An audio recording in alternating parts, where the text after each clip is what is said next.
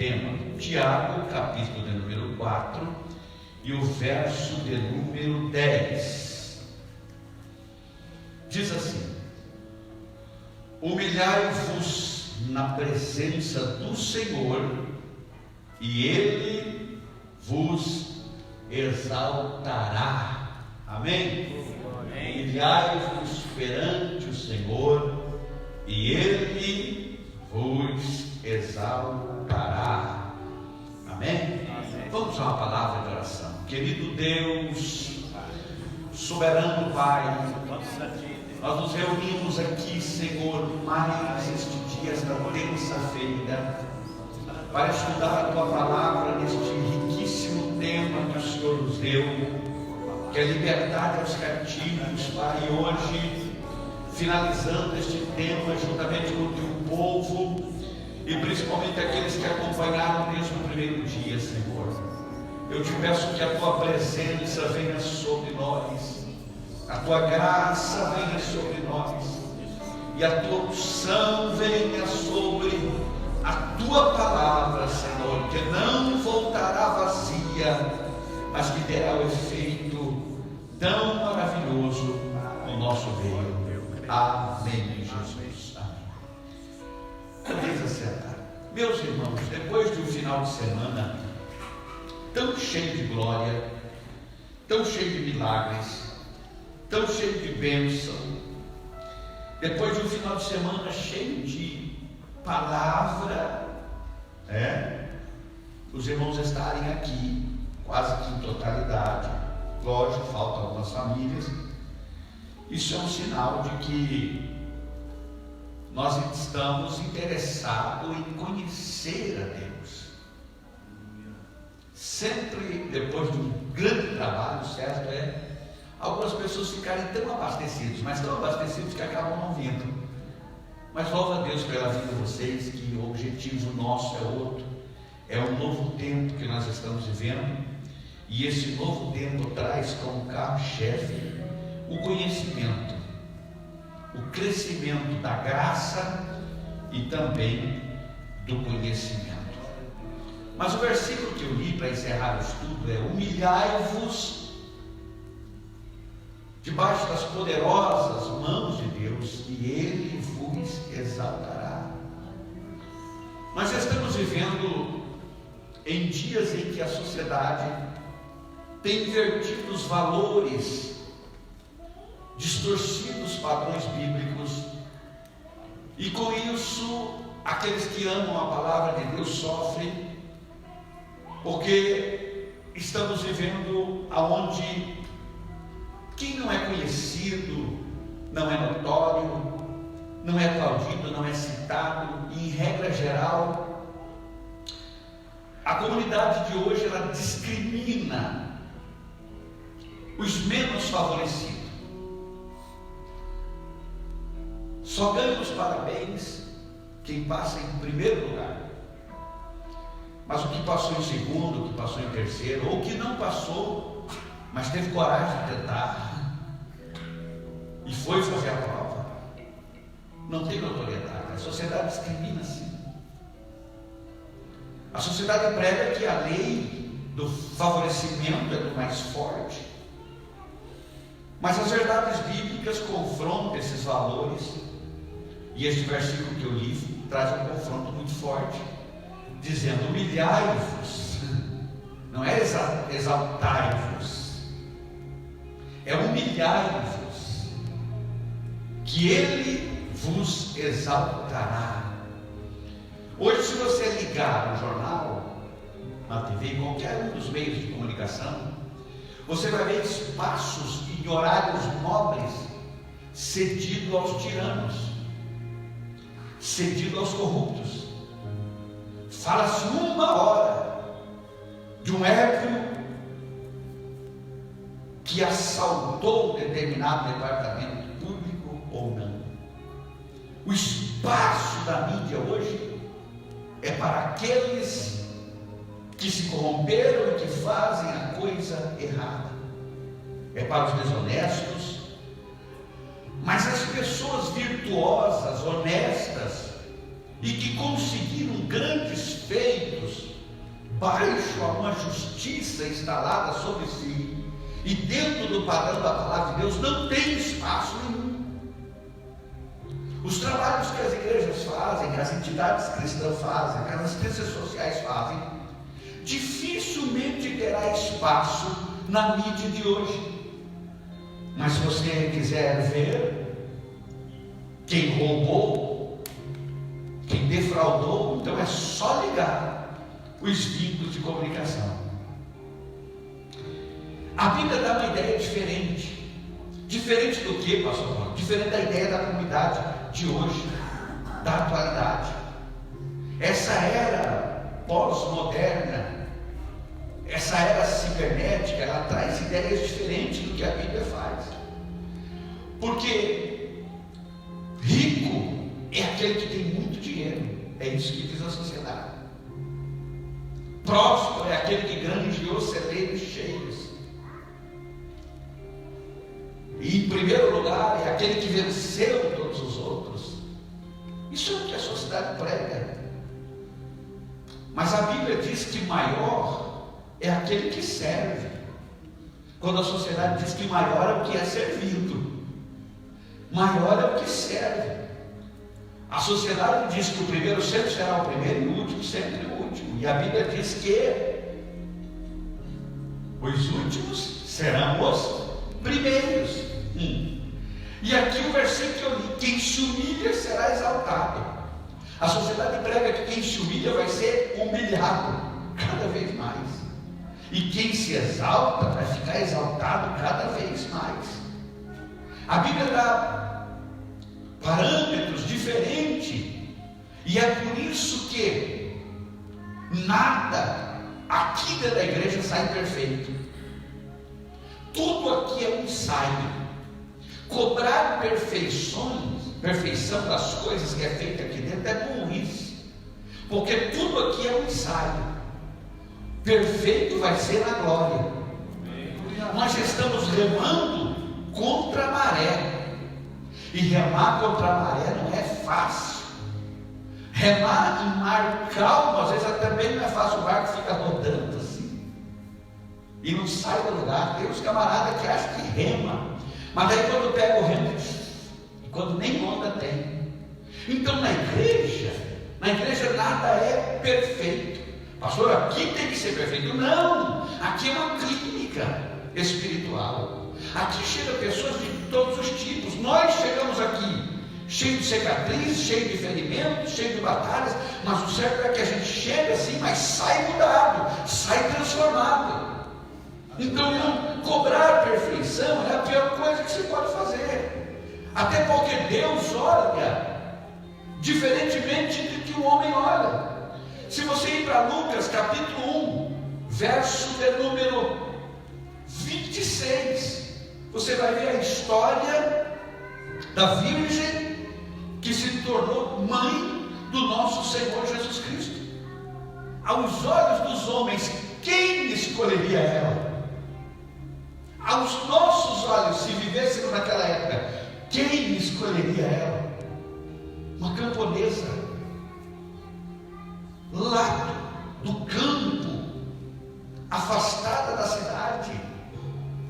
E alguns pregadores dizem que ela residia nas montanhas, era uma montanhesa, era alguém que não possuía a altura de cultura de quem morava na cidade. Eu acredito que Maria nunca foi no palácio, Maria nunca foi convidada para uma festa que os reis davam na época, que os governadores, que o Senado dava na época. Não tinha um nome famoso. Enfim, era Maria. Porém, aqui tem uma prova da inversão de valores, que Deus busca o que os homens desprezam. Todas as vezes que a gente quiser ser buscado pelo status humano e pelos homens, seremos abandonados por Deus. Todas as vezes que a gente quiser ser ovacionado, aplaudido, perderemos o carinho de Deus. Porque Deus olhou para Maria diferentemente do que qualquer um olharia. Deus valorizou em Maria o que ninguém enxergava antes, Deus achava. Maria não teve que preencher uma ficha, um currículo, não. Maria apenas tinha graça de Deus na sua vida. Creu na palavra do anjo, humilhou-se e aceitou o querer de Deus. E a escolha de Deus foi pela graça que foi vista nos olhos dela. Então deixa eu te dizer uma coisa já. Eu não sei como você chegou aqui hoje. Talvez se sentindo o pior dos piores. Talvez se sentindo a pessoa mais inferior aqui. E você podia pontuar: eu sou inferior no conhecimento, eu sou inferior na qualidade de vida, eu sou inferior na questão financeira, eu sou... Não.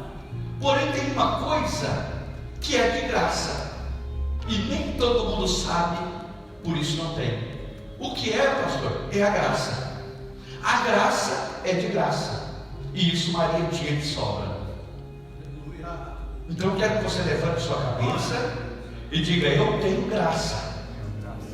Eu posso não ter tudo o que eu quero, eu posso não ser tudo o que eu gostaria de ser, mas eu tenho graça, porque graça é de graça. Enquanto muitos desprezam, eu busco. Enquanto muitos não querem por não ter valor monetário, eu quero, porque tem valor espiritual. E isso é importante entender. Jesus veio com esse Espírito, quando ele disse: está sobre mim o Espírito, e me enviou a pregar e a libertar os cativos. Estava isso nele, aleluia. Então, se olharmos, aqui está uma clássica história de que Deus vê diferentemente do que os homens veem. Se a gente ir para Mateus, capítulo de número 16, verso 18, ou 16 a 18, ou 18 a 20, mas o capítulo é 16 de Mateus. Pedro foi escolhido para liderar os apóstolos, mas cá entre nós a escolha poderia ser melhor. Quem conheceu o Pedrão sabe que podia ter gente melhor que ele. Tinha ou não tinha? João reclinava a cabeça no peito de Jesus, só ele. Pedro não, Pedro ficava bem de longe. Foi tirar a espada depois da crucificação de Cristo. Todo mundo tinha aspecto de libertação, mas Pedro ainda mantinha a escolha deste líder do colegiado apostólico. Parece que não foi bem feita. Pedro tinha pouca cultura, era pescador, índole e atitudes impensadas. Mas por que, pastor? Porque a Bíblia diz: ele afundou na água, ele deu lugar ao diabo, ele cortou a orelha do soldado, ele negou Jesus 3 vezes. Você escolheria um nome desse?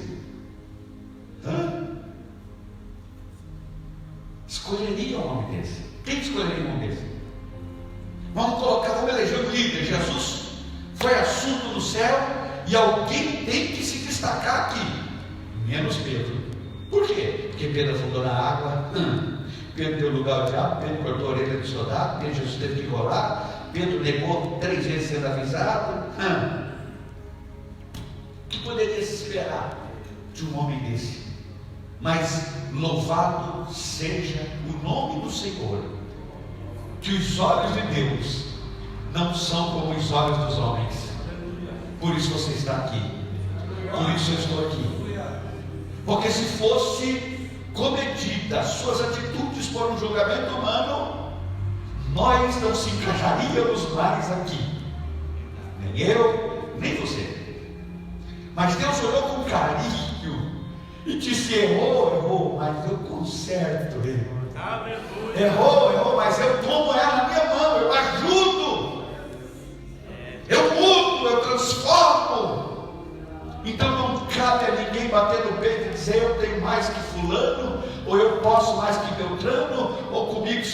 Não, aqui não. Aqui todo mundo está num nível só, e quem chegar no nível mais alto chega no nível de servo apenas. E o servo tem que servir. Então o maior aqui é o que mais serve. Aleluia. Glória a Deus. Mas Pedro tinha o Senhor como o seu Senhor. Quando todo mundo dizia, estão dizendo que o senhor é Elias, estão dizendo que o senhor é um dos profetas, Pedro, cheio de Deus, não, o senhor é o Filho do Deus Altíssimo. Aleluia. Então ele tinha lá no coração dele, atrás das atitudes impensadas, algo que agradou o coração de Deus. Ele era só um pescador cheio de erros, mas um pouquinho para frente, o livro de Atos vai falar o poder que tinha esse homem. Ele sai do cenáculo do Penta, dos 50 dias de oração do Penta, e ele sai do Pentecostes, e ele prega, se posiciona. E quando ele se posiciona, 3.000 almas, porque se posicionar naquele momento era correr risco de vida. Ele disse: varões galileus. Quando ele diz galileus, ele juntou a raça toda ruim e disse: ei, varões galileus, estes homens não estão embriagados. O que aconteceu aqui foi o que Jesus disse que ia acontecer. Eles estão cheios do Espírito Santo. Pregou e 3.000 almas aceitou a Jesus. Glória a Deus, aleluia. Aleluia. Então todas as vezes que a gente levantar o dedo para alguém, a gente tem que pelo menos levantar mais 4 para nós, para ver se a gente pode apontar alguém ou não. Sua segunda mensagem foram 5.000 almas, depois 8.000 almas. Mas a grande revelação de que Deus havia escolhido este homem com todos os seus erros perdoados foi em Atos capítulo 3. Pedro e João subindo a hora nona, a hora da oração. Eles encontram o paralítico, para de pede uma esmola. Eles conversam com o paralítico e Pedro finaliza a conversa dizendo: olha para nós. Olha para nós. Como dizer assim: não, a gente não tem ouro, a gente não tem prata, nem eu nem ele, nem eu nem o João. A gente não tem.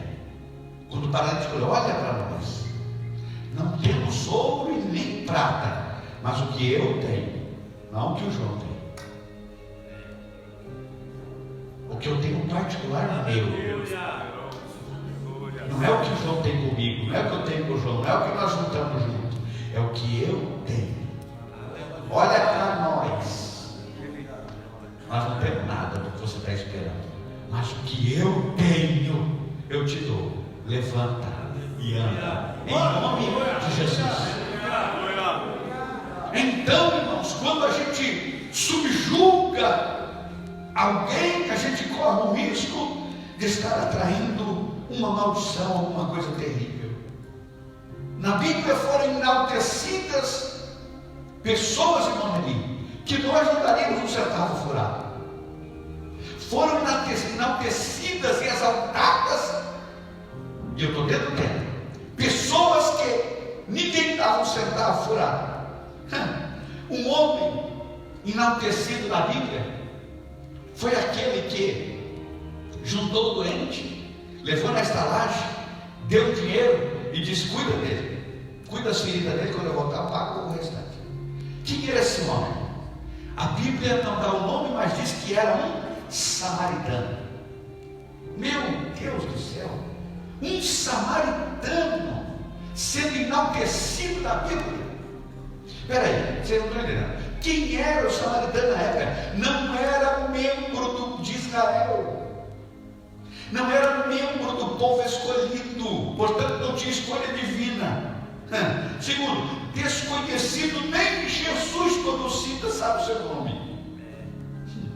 A Bíblia vai dizer que ele era um ambulante, um comerciante, um vendedor de porta em porta, alguém assim, um caixeiro, viajante. É isso. Não tinha sangue e nem era herdeiro de Abraão. Ele era da linhagem oposta. Ele era de Samaria, não tinha nenhuma influência. Portanto, a sua história ficou conhecida em toda a história bíblica. E hoje a gente lembra dessa história.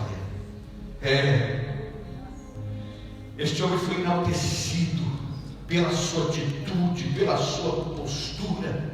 E não só esse, se a gente olhar para Marcos capítulo 14, verso 13 em diante, você vai ver Jesus falando para os apóstolos: vão até lá e vocês vão encontrar um homem, e este homem vai mostrar a vocês um cenáculo.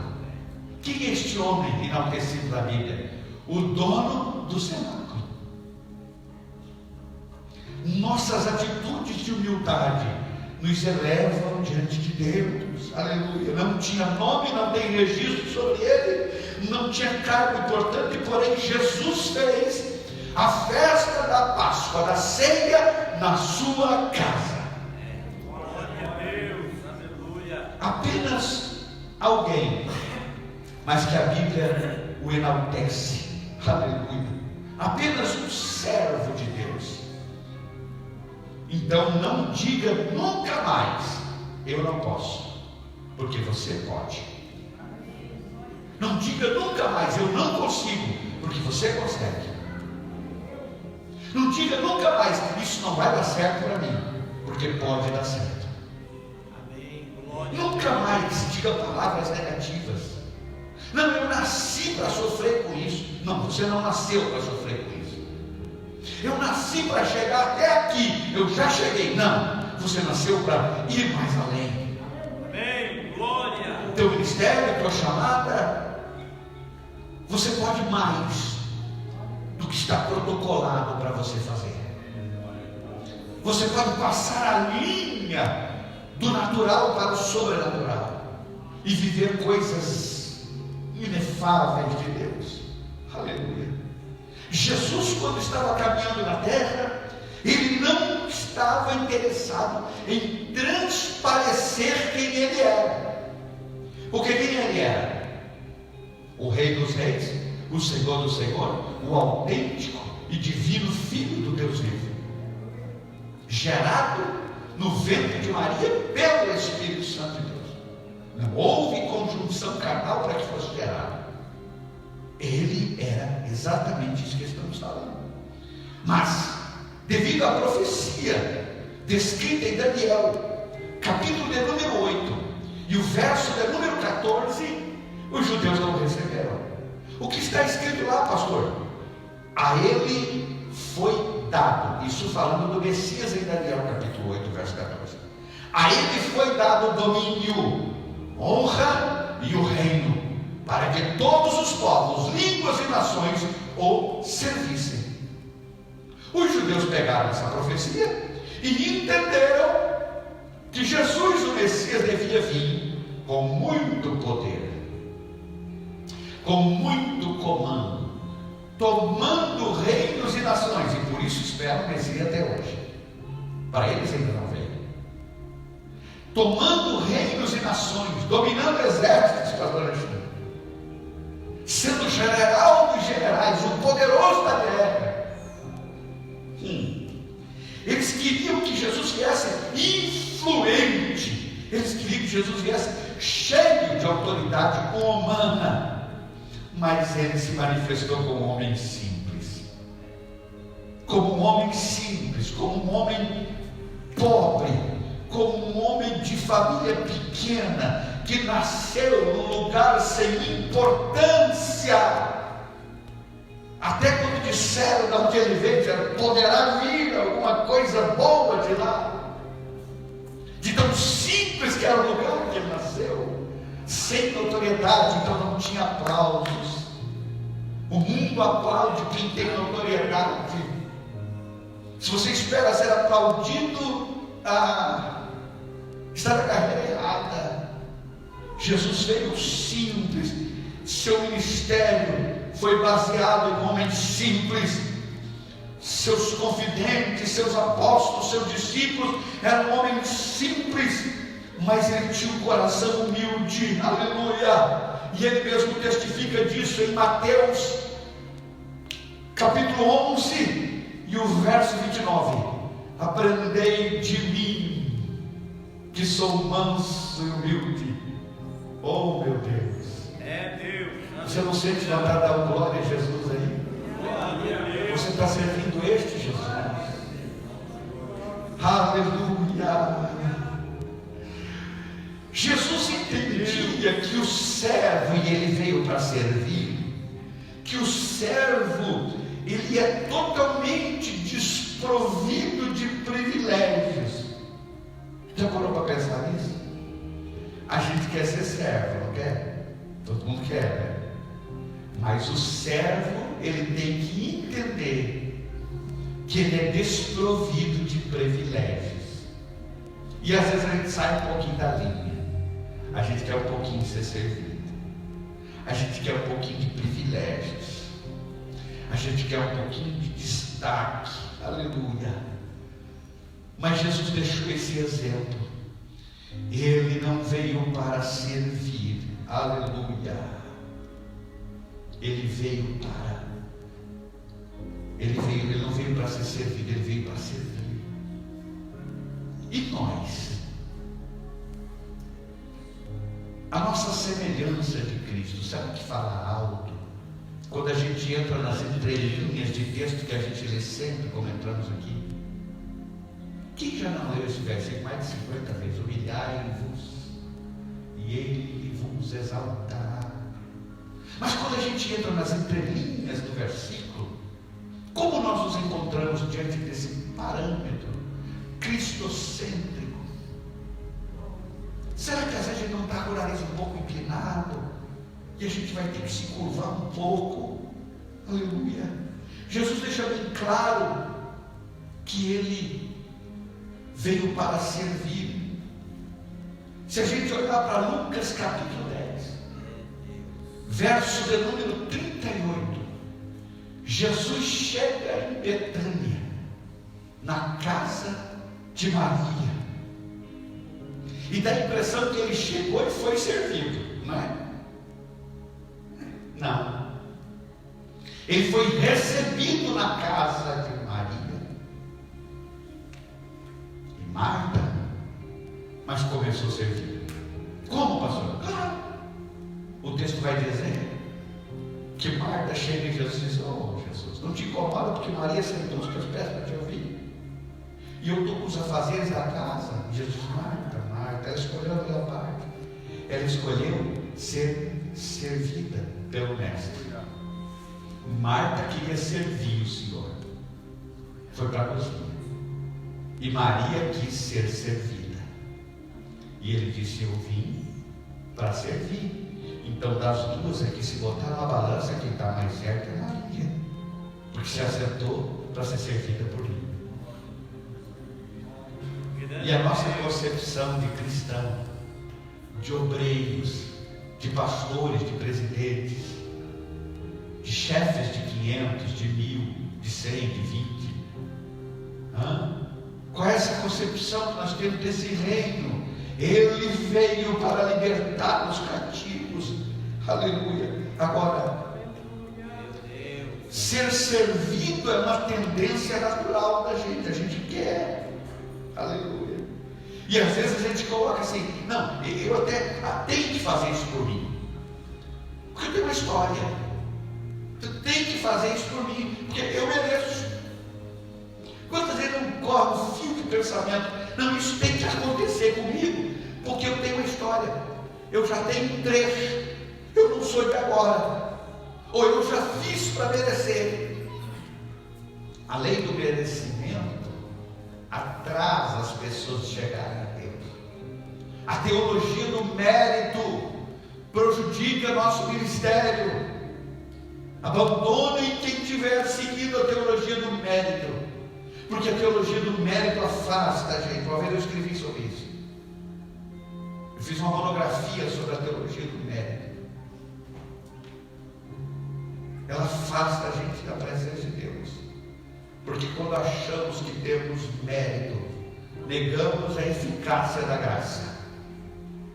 Quando a gente acha que tem méritos e é merecedor, a gente nega a eficácia de Cristo Jesus na face da terra, quando desenvolveu o seu ministério. Aleluia. Às vezes a gente tem que fazer isso por mim, tem que fazer isso por fulano, deixaram de fazer isso. Irmão, tudo está no controle de Deus. Nós somos servos do Deus Altíssimo. Aleluia. E é interessante que a palavra servo, ela acompanha 3 vocábulos gregos, que é martíria, koinonia e diaconia. A palavra servo nunca virá sozinha na sua questão teológica. Dentro da hermenêutica você tem que entender que ela sempre virá acompanhada com esses 3 vocábulos gregos: martíria, koinonia e diaconia. O servo está relacionado à martíria ou martiria, que é servir a Deus com a própria vida. Quantos mártires nós temos na história? Eu tenho um livro aqui na minha salinha ali, que é os mártires. Eu já li ele algumas vezes, mas se tiver alguém que queira ler, eu presto. Eu tenho os 12 primeiros mártires. Tem vários livros que falam dos mártires, homens que foram servos dentro da martíria, que não valorizaram suas vidas, que mesmo sabendo que iam morrer, foram, e até o final de suas vidas pregaram a palavra. Me lembro de um missionário na Índia, e a sua história está registrada, a sua biografia no livro, que ele teve uma revelação com uma tribo, e disseram a ele: não, lá não, eles são canibais. E ele disse: Jesus ama os canibais também. E foi. E durante 3 anos ele pregou. E eles ficaram tão alegres de receber as palavras daquele denotado pregador, que fizeram uma festa e devoraram. 3 anos depois, serviu ao Senhor com sua vida. E aqui está incluso os apóstolos, está incluso os mártires da história. Isso é servir. Jesus veio para servir. Nós temos que servir. Nós temos que servir alguém a nosso lado, na firma, no colégio, na faculdade, em casa, na rua que moramos. Aonde estamos? Nós somos chamados como dispenseiros da graça, como servos do Deus Altíssimo. Aleluia. Este é o primeiro vocábulo. O segundo vocábulo é koinonia, é servir a Deus com comunhão. Koinonia fala de comunhão, fala de adoração. Muita gente, irmão, fala que é servo de Deus, mas não tem comunhão com os vizinhos, não tem comunhão com os parentes, não tem comunhão na igreja, não tem comunhão, às vezes, assentado lá com uma pessoa, quando olha para lá e diz: puxa, por que eu sentei aqui? Podia ter sentado em outro lugar. Falta coinonia, e sai da posição de servo e se torna autônomo por si próprio. Esse vocábulo chamado koinonia faz a gente servir com comunhão. A igreja aqui tem um costume maravilhoso, e eu acho maravilhoso, porque em muitas outras igrejas não era implantado esse costume. Na hora do bem-vindo, as pessoas saírem e se abraçarem e se saudarem.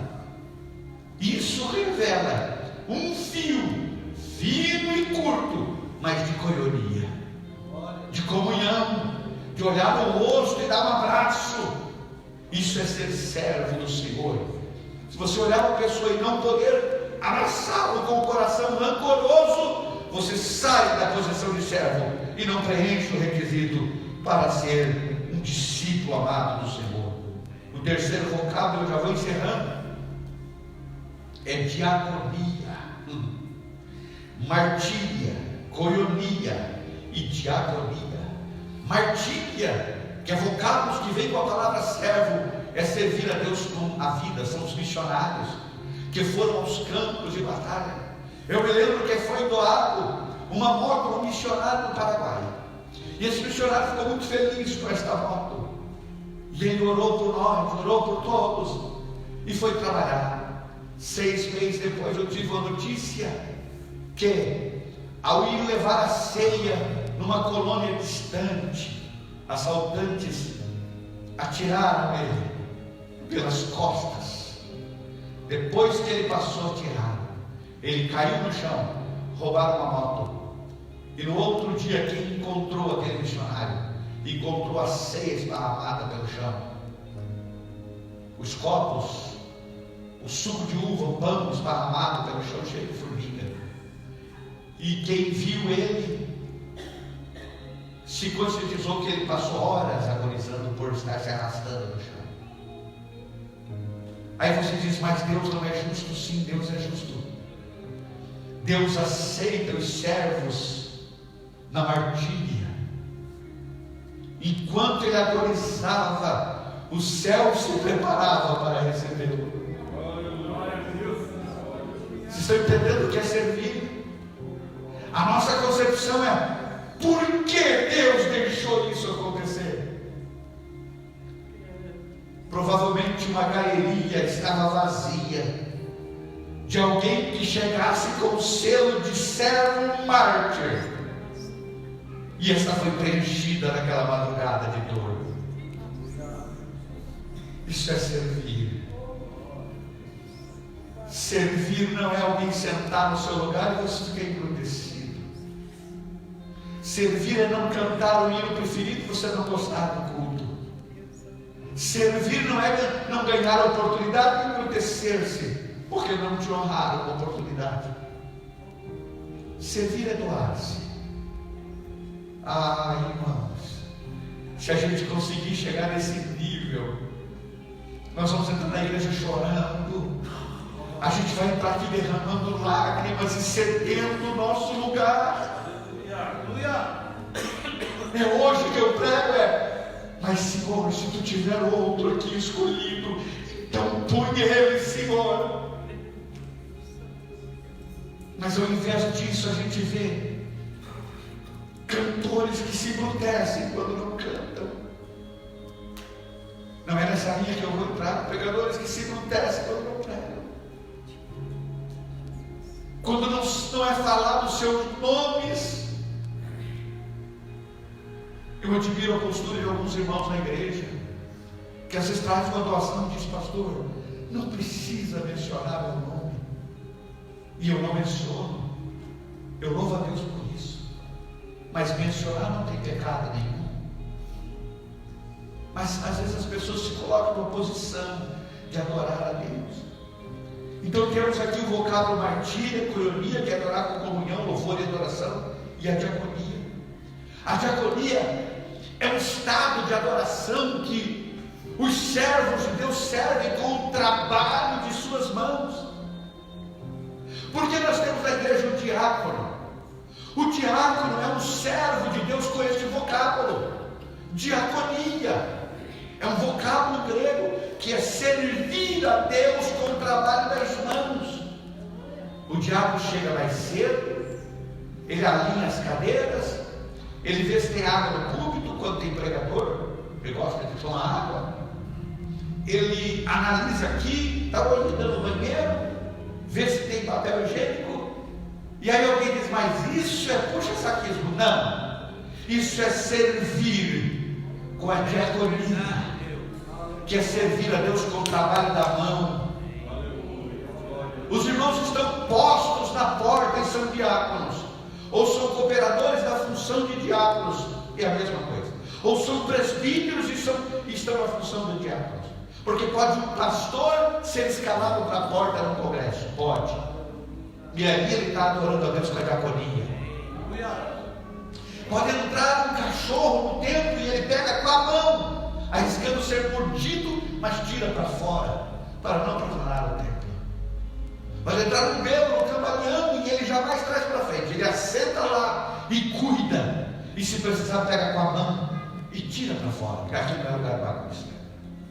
Ele está servindo ao Senhor com a diaconia. Estes meninos que trabalham na construção da igreja, sem ganhar nenhum centavo, eu creio em algo bom de Deus para a vida deles, porque eles estão servindo tanto quanto Martíria e Coionia estão servindo com a diaconia, e isso é um chamado. Ninguém trabalha de graça, todo mundo tem expectativa, mas às vezes Deus comove as pessoas. E se você vai me servir como servo na diaconia, é aquele que serve com as mãos. O irmão, quando veio igual um dia de serviço na construção aqui, está servindo a Deus na diaconia. É um ministério, tem um galardão diante de Deus. O servo de Deus, ele está consciente deste preço. Eu nunca deixei de ser diácono. Fui diácono 1 ano e 8 meses, dirigi a igreja, mas nunca deixei, porque eu sirvo a Deus também com o trabalho das mãos. Aleluia. O servo está consciente disso. Aleluia. Até porque, irmãos, aí você diz, pastor, por que tomar o tempo de um estudo bíblico para falar sobre isso? Sabe por quê? Porque o mundo cristão hoje, e o que eu vou falar agora é uma verdade absoluta, e vocês vão ouvir comigo. O mundo cristão de hoje abomina o sofrimento. É muito fácil você ligar a TV e o pastor lá, o ricaço, está dizendo que se você estiver sofrendo, tem alguma coisa errada na sua vida. É muito normal você ouvir um desses camaradas e eles dizerem que se você não estiver bem financeiramente, você está amaldiçoado. Se você não estiver bem de saúde, você está em pecado. Quando a Bíblia nunca falou sobre isso. A Bíblia diz: no mundo tereis aflições, e as aflições são recessões financeiras, são recessão de saúde, são recessão de afeto. De vez em quando nós somos acometidos por enfermidades, de vez em quando somos acometidos por crises financeiras que a gente não sabe nem o que fazer. É verdade. O mundo cristão de hoje, eles pregam que se o crente estiver sofrendo, ele está errado. Deus não nos chamou para caminhar em um mar de rosas. Deus nos chamou para tomar a salvação pela força. E o que é fazer mais força do que ter que adorar a Deus quando está faltando quase tudo?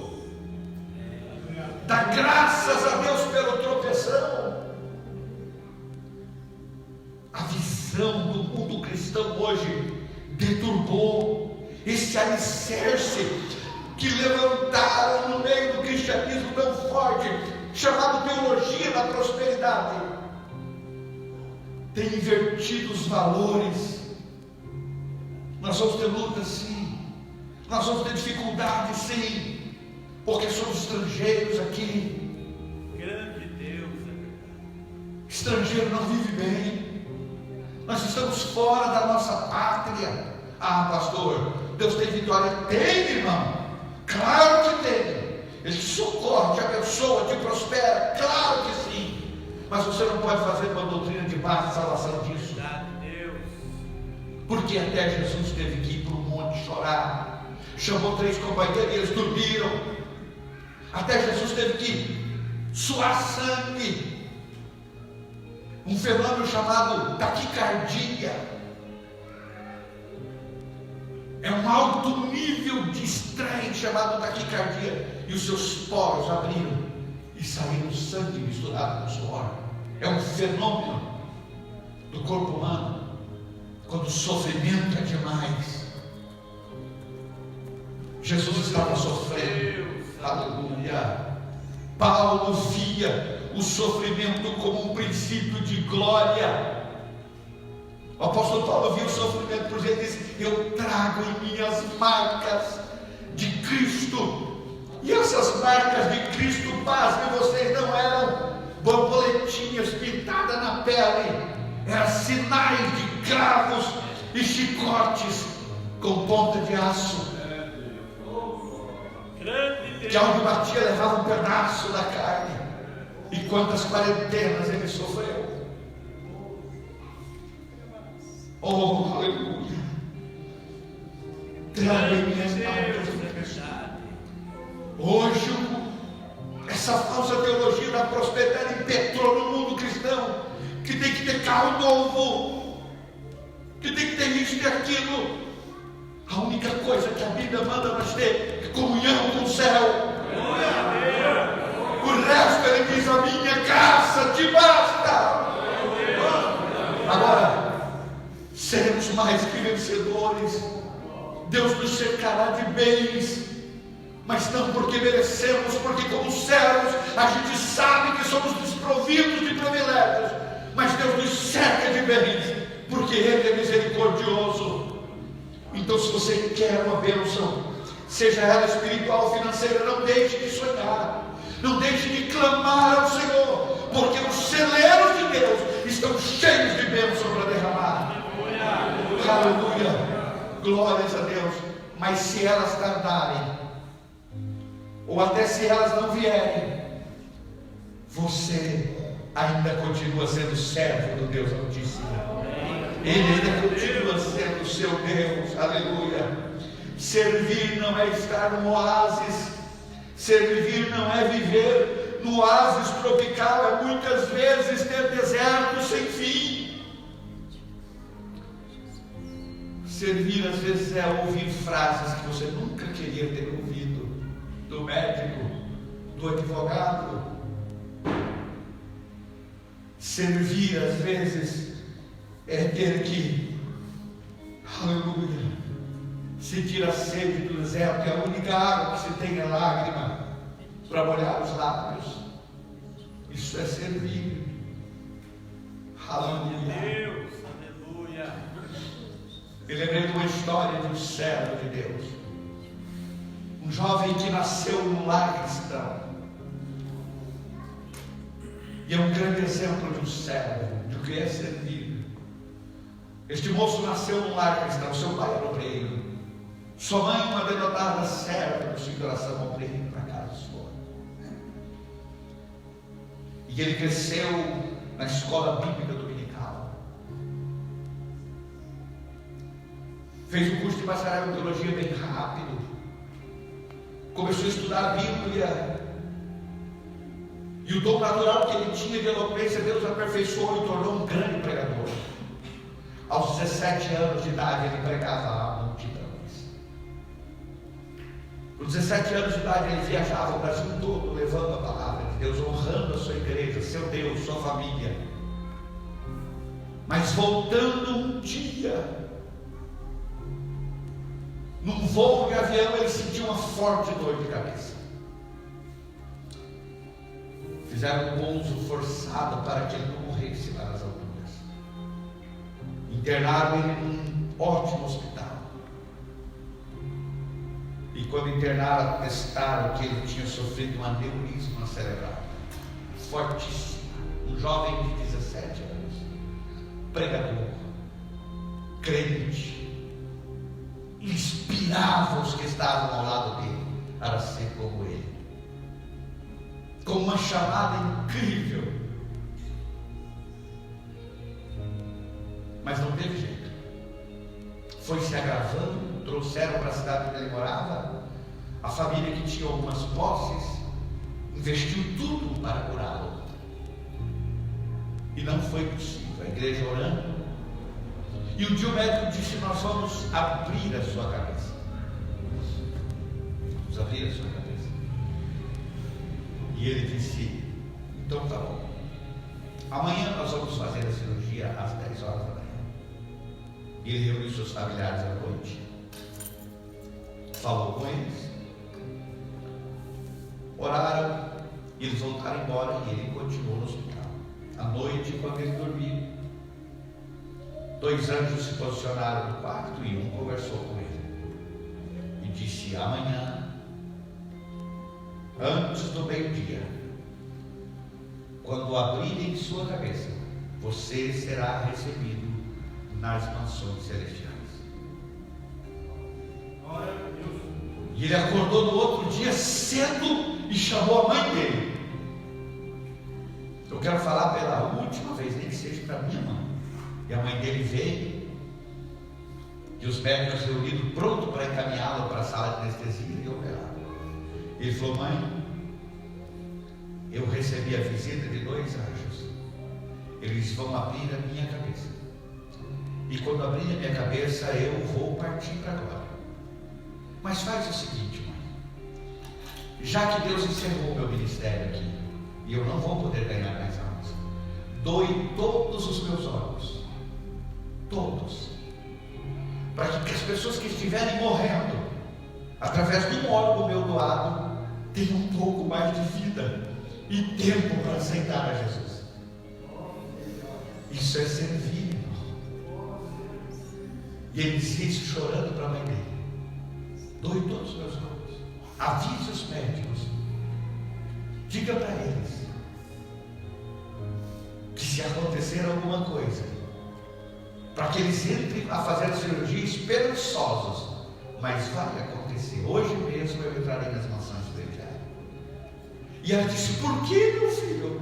Na nossa família ninguém é doador. Eu disse: mãe, se eu não posso mais evangelizar, eu não posso mais servir para essa chamada. Algumas pessoas que estão prestes a morrer sem salvação, e todas estas pessoas que receberem órgãos meus, a senhora procure visitá-los e pregue a eles, conte a eles o que aconteceu, e eles vão aceitar a Jesus. E mesmo depois de eu estar lá em cima, ainda estarei servindo aqui embaixo e ganhando almas para o Senhor. Você está entendendo o que é? Como está a nossa posição? Vamos colocar em pé agora.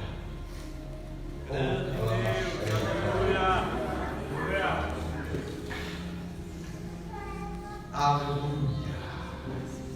Às vezes as coisas não acontecem como a gente quer. As coisas não acontecem como a gente quer. Esse moço, a família dele não queria que fosse assim, mas foi. Vivemos num mundo imperfeito. A gente vai ter que aprender a lidar com isso. A gente vai ter que aprender a lidar com os altos e com os baixos, com os momentos de andar nos montes e nos outreiros, mas com os momentos que o Espírito nos leva para o vale. Então nós vamos orar agora. Queria que você curvasse sua cabeça. Curve sua cabeça. Eu sei que Deus está aqui agora, movendo os nossos corações. Ele quer curar aqui hoje. Maravilha, Jesus. Quer transformar. Eu creio, Pai. Mas o maior milagre é a salvação. Quem sabe tem alguém aqui hoje que quer aceitar Jesus como seu Salvador. Quem sabe tem alguém que quer entregar sua vida para Jesus de uma vez por todas. Dizer lá na alma: eu te aceito, Jesus. Glória a Deus, aleluia. Eu quero que o Senhor mude a minha vida. Quem sabe tem alguém que já foi crente, parou um tempo e hoje precisa reconciliar. Ou uma pessoa que nunca foi crente, mas quer entregar sua vida para Jesus. Aonde está essa pessoa? Se tiver, tem um sinal com a mão. Tem alguém? Tem alguém que quer receber Jesus? Quer entregar sua vida para Jesus?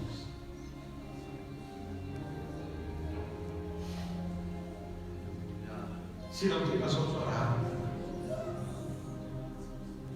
Mas Jesus está aqui para te dar um abraço. Jesus está aqui para trocar o seu fardo pesado por um fardo leve e suave. Ele mesmo disse: oh meu Deus, se tiver alguém, dê um sinal com a mão, nós vamos orar. Mas se não tem, que Deus lhe dê outra oportunidade.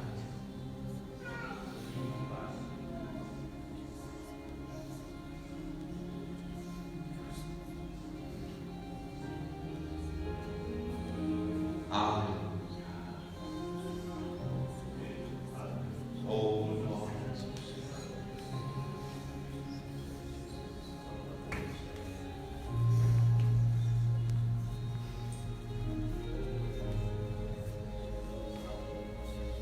Vamos orar por esse jovem. Vamos orar, o senhor é por ele? Vamos orar por ele e por esta família. Estenda a mão para cá, irmãos.